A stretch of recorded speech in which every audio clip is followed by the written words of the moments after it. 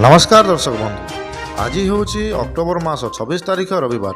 आज दिनटी जाकर केतेक मुख्य खबर उपर आसतु नजर पकेबा। भिडियोटी को शेष पर्यंत देखंतु, मात्र किछि समय जानिपारे आज दिनटी जाकर केतेक मुख्य खबर। ता पूर्व चैनल नुआ थिले चैनल को सब्सक्राइब करी पाखरे आसुथिबा बेल आइकन को ऑन करंतु। एमिति लेटेस्ट न्यूज सर्वप्रथमे देखिबा पय आसंतु संपूर्ण खबर उपर नजर पकाइबा। बड़ गोटा होछि बात्या। काकिनाडा पाखरे स्थलभाग छुईब। आंध्रारे पवन, ओडिशारे वर्षा। बंगोपसागर सृष्टि होबाउथिबा लघुचाप आज दक्षिण पूर्व बंगोपसागर में अवपात रूप नहीं। यह क्रमशः पश्चिम उत्तर और उत्तर पश्चिम आड़ को गति करने सह अधिक घनीभूत हो रविवार सुधा गभीर अवपात परिणत हो। सोमवार सकाळे यह आहुरी घनीभूत हो दक्षिण पश्चिम और संलग्न पश्चिम केन्द्रीय बंगोपसागर में सामुद्रिक झड़ बात्यार रूप नेब एवं क्रमशः उत्तर पश्चिम आड़ को गति कर अधिक बल गोटाइब।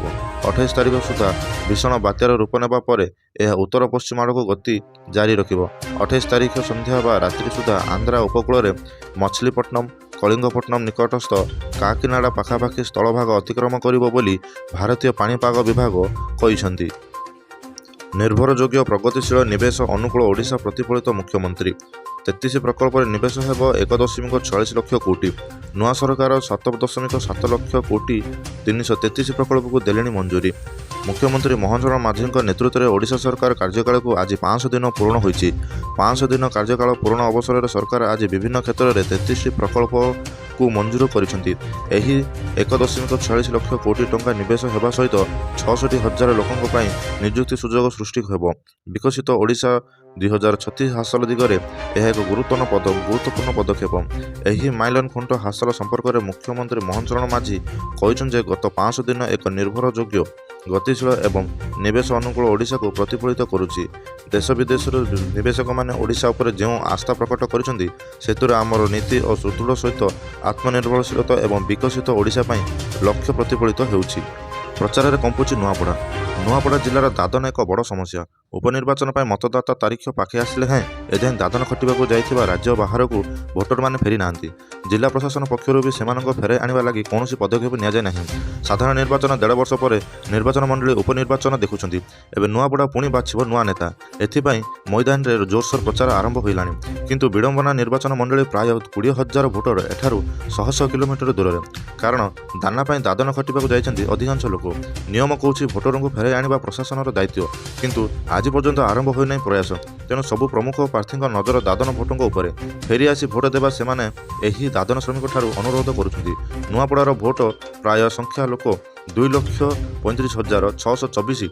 बहु भोटर एवं आंध्र प्रदेश, तेलंगाना, उत्तर प्रदेश, मध्य प्रदेश, गुजरात और बिहार भली राज्य को जाई वायुसीमा कटकणा लगाइला पाकिस्तान। सीमार भारतर 3 सेनार समराभ्यास प्रस्तुत होता बेले पाकिस्तान यहां केंद्रीय और दक्षिण वायुसीमार एकाधिक विमान चलाचल मार्ग उपर प्रतिबंधक लगाई एक विज्ञप्ति जारी करिछि। अक्टोबर 28-29 पर नोटाम जारी करिथिबा पाकिस्तान एक बाबद कौनसी कारण दर्शाई नाही। विश्लेषक माने कहिसंजे भारतर सामरिक अभ्यास किंबा संभाव्य अस्त्रशस्त्र परिप्रेक्षण में विचलित होई पाकिस्तान एभली पदक्षेप निजी। अक्टोबर 30 रु नवेम्बर 10 तारिख मध्य पाकिस्तान सीमार थिबा सार्क क्रिक निकट में 3 सेना एक बड़ धरणर समराभ्यास भारत अलर्ट जारी करने पर इस्लामाबाद यही पदक्षेप निजी।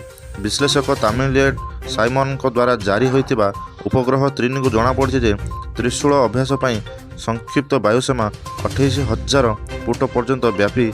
साइमन ट्रिक कहिसंती जे मनोनीत अंचल और ऑपरेशन परी संभाविक भाव व्यापक। गंजाम पर अशुभ अक्टोबर पुणी डराउछि बात्या मंथा। गंजाम जिला लगातार गत किछि वर्ष है प्राकृतिक विपर्यय सामना करि आसुछि। विशेषकर अक्टोबर मासरे बात्या और बन्या जिलावासी देहसुआ हो गलानी। एबे पुणी संभाव्य बात्या मंथार भय अघारिछि। एहार प्रभाव ने वर्तमान सुधा स्पष्ट होई नथिले भी बात्या ना शुणी गंजामवासी चिंतार पड़िछंती। 1999 महाबात्या पर 2013 अक्टोबर 14 होइथिला फाइलिन। बात्या गंजाम जिला को उजाड़ी देलानी। एहा परठू प्रतिवर्ष अक्टोबर मासरे बात्या नहेले बड़ वर्षा आसुची, जहाँकि नाना क्षति घटाउची। 2013 पर 2014 ଅକ୍ଟୋବର ବାତ୍ୟା ହୁଡ଼ହୁଡ଼ ଆସିବା ବେଳେ ଏହାର ସେତେଟା ପ୍ରଭାବ ଜିଲ୍ଲା ଉପରେ ପଡ଼ିନଥିଲା। କିଛି ବର୍ଷ ହେଲା ଲଗାତାର ଅକ୍ଟୋବର ମାସ ବେଳକୁ ବାତ୍ୟା ଭୟ ଦେଖାଯାଉଛି। ଏଣୁ ଅକ୍ଟୋବର ମାସ ଆସିବା କ୍ଷଣେ ଲୋକଙ୍କ ଚିନ୍ତା ବଢ଼ାଉଛି। 2018 ଅକ୍ଟୋବର ମାସରେ ତିତିଲି ବାତ୍ୟା ଆସିଥିଲା। ଏଥିରେ ସେଭଳି ବଡ଼ ଧରଣର କ୍ଷତି ନ ହୋଇଥିଲେ ମଧ୍ୟ ସେହିପରି 2024 ଅକ୍ଟୋବର 25 ତାରିଖରେ ବାତ୍ୟା ଦାନା ଆସିଥିଲା। ଏହା ମଧ୍ୟ ସେତିକି ପ୍ରଭାବ ଜିଲ୍ଲାରେ ପଡ଼ିନଥିଲା। ଅକ୍ଟୋବର ପାର୍ବଣ ମାସ ହୋଇଥିବାରୁ ପ୍ରତିବର୍ଷ ଆସୁଥିବା ପ୍ରାକୃତିକ ବିପର୍ଯ୍ୟୟ ଜିଲ୍ଲାବାସୀଙ୍କ ମଜାକୁ ଫିକା କରିଦେଉଛି। ଚଳିତ ମାସ ଆରମ୍ଭର ଦଶହରା ପୂର୍ବରେ ଲଘୁଚାପ ବର୍ଷା ଦେଖାଇ ଦେଇଥିଲା। ଏବେ ପୁଣି ସମ୍ଭାବ୍ୟ ବାତ୍ୟା ମନ୍ଥା ଲୋକଙ୍କୁ ଡରାଇ ରଖିଛି। ଆସନ୍ତାକାଲିଠାରୁ ବର୍ଷା ଆରମ୍ଭ ହେବା ସହିତ 27 ତାରିଖରେ ବଙ୍ଗୋପସାଗରରେ ଏକ ବାତ୍ୟା ସୃଷ୍ଟି ହେବ ବୋଲି ଆକଳନ କରାଯାଇଛି। 28 କିମ୍ବା 29 ତାରିଖରେ ବାତ୍ୟା ସ୍ଥଳଭାଗ ଛୁଇଁବ ବୋଲି ଅନୁମାନ କରାଯାଉଛି। ତେବେ ଏହା କେଉଁଠାରେ ସ୍ଥଳଭାଗ ଛୁଇଁବ ତାହା ବର୍ତ୍ତମାନ ସୁଦ୍ଧା ସ୍ପଷ୍ଟ ହୋଇନାହିଁ। ତଥାପି ଗଞ୍ଜାମ ଜିଲ୍ଲା ପ୍ରଶାସନ ସତର୍କ ରହିଛି। କଟକଣା ସତ୍ତ୍ୱେ ଆମେରିକା, ରୁଷ, ୟୁକ୍ରେନ ଶାନ୍ତି ଚୁକ୍ତ ନିକଟତର ପୁତିନ ପ୍ରତିନିଧି। ରୁଷ ରାଷ୍ଟ୍ରପତି ଭ୍ଲାଦିମିର ପୁତିନ ସ୍ୱତନ୍ତ୍ର ଦୂତ କରିଲ୍ ଡ୍ରିମିସ୍ ଦାବି କରିଛନ୍ତି ଯେ ୟୁକ୍ରେନ ଚାଲିଥିବା ଯୁଦ୍ଧ ସମାପ୍ତ କରିବା ପାଇଁ ମସ୍କୋ, ୱାଶିଂଟନ ଓ କିଭ୍ ଏକ କୂଟନୈତିକ ସମାଧାନରେ ନିକଟତର ହୋଇଛନ୍ତି। ମସ୍କୋ ତୈଳ କ୍ଷେତ୍ରକୁ ଟାର୍ଗେଟ କରି ଆମେରିକାର ନୂତନ ପ୍ରତିବନ୍ଧକ ପରେ ଆମେରିକା ଓ ରୁଷ ମଧ୍ୟରେ ତିକ୍ତତା ବୃଦ୍ଧି ପାଇଥିବା ବେଳେ ଡ୍ରିମ୍ ଟିମ୍ଙ୍କ ମନ୍ତବ୍ୟ ଆସିଛି।